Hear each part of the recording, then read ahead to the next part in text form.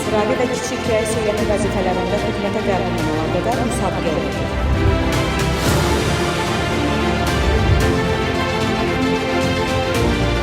Onlayn müraciət edərək bölgələrə getmədən Bakıda da sıra baxışı iştirak etmək mümkündür.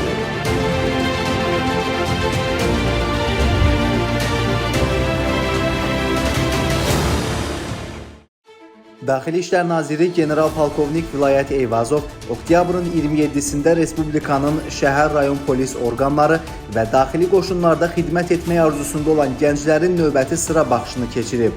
Bakı şəhərində keçirilən sıra baxışında Daxili İşlər Nazirliyinə onlayn qaydada müraciət etmiş gənclərdən daha hazırlıqlı olan 189 nəfər seçim turunun növbəti mərhələsinə buraxılıb ki, onlardan da 14 nəfəri vətən müharibəsi iştirakçısıdır.